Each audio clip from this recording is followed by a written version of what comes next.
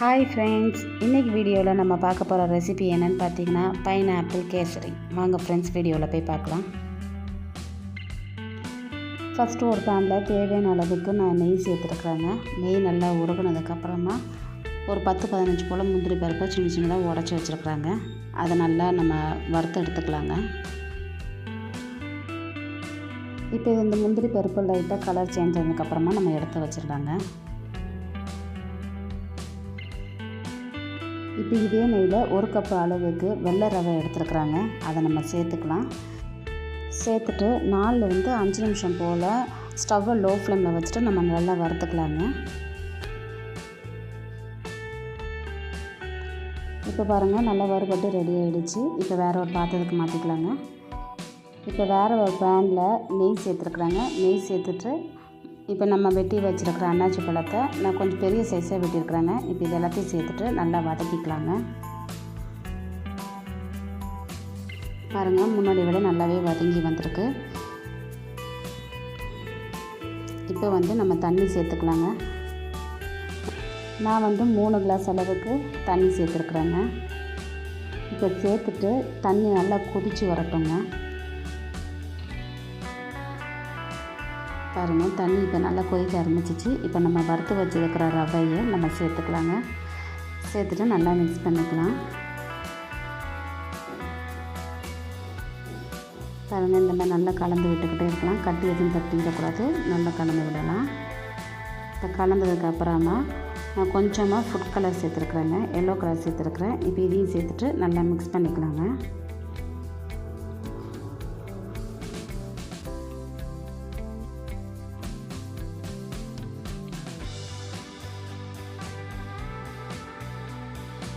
இப்போ நான் இது கூடவே எண்ணெயும் நெய்யும் கலந்து வச்சுருக்குறேங்க. அதையும் நம்ம சேர்த்துட்டு நல்லா மிக்ஸ் பண்ணிக்கலாங்க.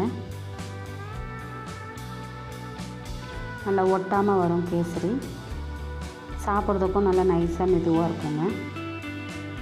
இப்போ நல்லா வந்ததுக்கப்புறமா நான் சர்க்கரை எடுத்துருக்குறேங்க. சர்க்கரை எனக்கு ஒரு 1.5 கப் அளவுக்கு சர்க்கரை தேவைப்பட்டுச்சுங்க. நான் இப்போ சர்க்கரையை சேர்த்துட்டு நல்லா மிக்ஸ் பண்ணிக்கலாம்.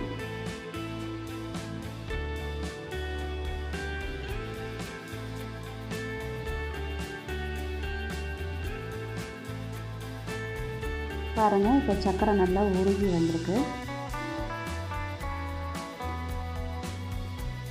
இது கூடவே டேஸ்ட்டுக்காக கொஞ்சமாக உப்பு சேர்த்துருக்கு. உப்பு சேர்த்துட்டு நல்லா மிக்ஸ் பண்ணிக்கலாங்க. நல்லா கலந்து விட்டுக்கலாங்க. பாருங்கள், எப்படி இருக்குது கேசரி.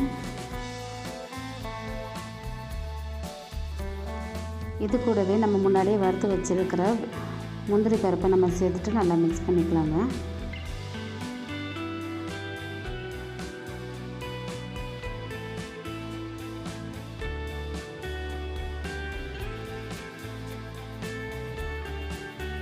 பாருங்கள், இது எல்லாமே குக்காகி நல்லா ரெடி ஆகிடுச்சு. இப்போ இது நம்ம வேறு ஒரு பவுலுக்கு மாற்றி வச்சுக்கலாங்க.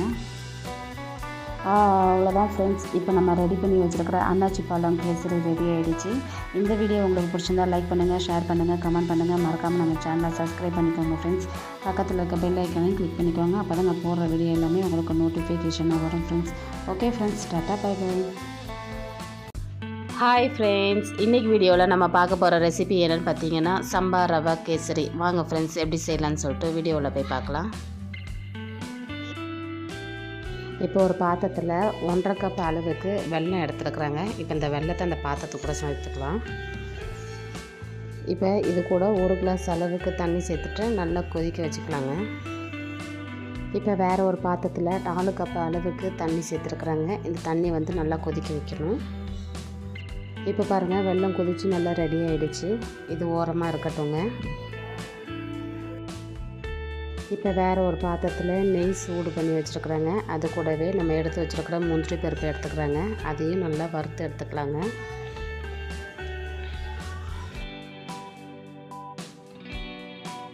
இப்போ இது எல்லாமே நல்லா வறுபட்டு ரெடி ஆகிடுச்சு. இது வேறு ஒரு பிளேட்டுக்கு நம்ம மாற்றி எடுத்து வச்சுக்கலாங்க. இப்போ அதே நெய்யில் 1 கப் அளவுக்கு சம்பா ரவை எடுத்துருக்குறேன். அதையும் நம்ம சேர்த்துக்கலாங்க. சேர்த்துட்டு நல்லா மிக்ஸ் பண்ணிக்கலாம். இந்த ரவையை வந்து ஒரு 2லேருந்து 3 நிமிஷம் போல் நல்லா வாசனை வர வரைக்கும் வறுத்து எடுத்துக்கலாங்க. ஸ்டவ் வந்து லோ ஃப்ளேம்லேயே வச்சு நல்லா வறுத்துக்கோங்க. இப்போ பாருங்கள், சுடு தண்ணியும் கொதித்து நல்லா ரெடி ஆகிடுச்சு. இப்போ இந்த ரவையும் நல்லா வறுபட்டு வாசனை வர அளவுக்கு வந்துருச்சுங்க.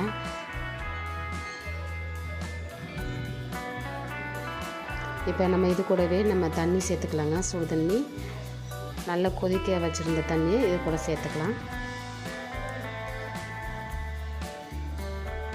சேர்த்துட்டு இப்போ இதை நல்லா கலந்து விட்டுக்கலாங்க. இப்போ இந்த சுடு தண்ணியிலே இந்த ரவை எல்லாமே நல்லா வெந்து வந்துடுங்க. நல்லா மிக்ஸ் பண்ணிக்கலாம். இப்போ இது கூடவே டேஸ்ட்டுக்காக கொஞ்சமாக உப்பு சேர்த்துருக்குறாங்க. உப்பையும் சேர்த்துட்டு நல்லா ஒரு தடவை கலந்து விட்டுக்கலாங்க.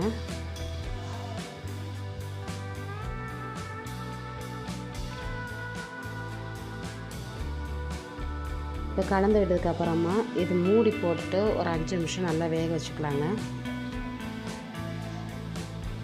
இப்போ 5 மினிட்ஸுக்கு அப்புறமா நான் ஓப்பன் பண்ணி பார்க்குறேங்க. பாருங்கள், இப்போ நல்லாவே லைட்டாக வெந்து வந்திருக்கு. இப்போ ஒரு தடவை நம்ம கலந்து விட்டுக்கலாங்க.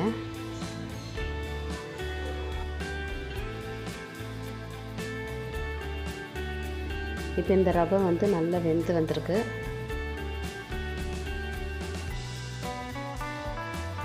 நம்ம இப்போ கொதிக்க வச்சிருந்த வெல்லத்தை வடிகட்டிட்டு நம்ம சேர்த்துக்கலாங்க. சேர்த்துட்டு நல்லா ஒரு தடவை கலந்து விட்டுக்கலாம்.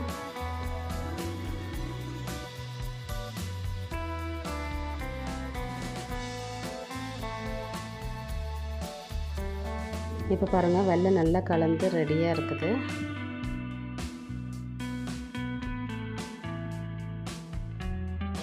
இப்போ இது வந்து நல்லா கொதிக்க விட்டுருலாங்க.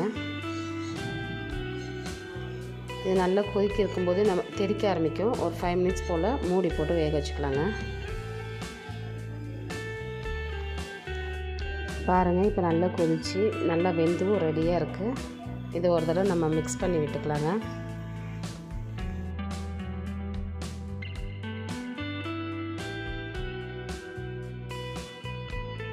இப்போ இது கூடவே வாசனைக்காக 4 ஏலக்காவை இடித்து வச்சுருக்குறாங்க. அதையும் நம்ம சேர்த்துட்டு நல்லா மிக்ஸ் பண்ணிக்கலாம்.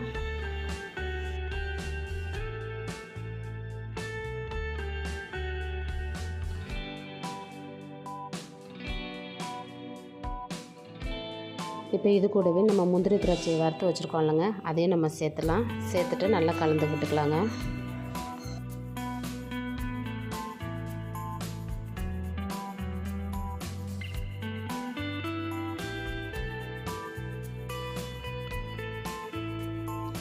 பாருங்கள், இப்போ நல்லா கலந்து விட்டு கொதிச்சு நல்லா வந்திருக்கு. இப்போ இதை வந்து வேறு ஒரு பவுலுக்கு நம்ம மாற்றி எடுத்து வச்சுக்கலாங்க.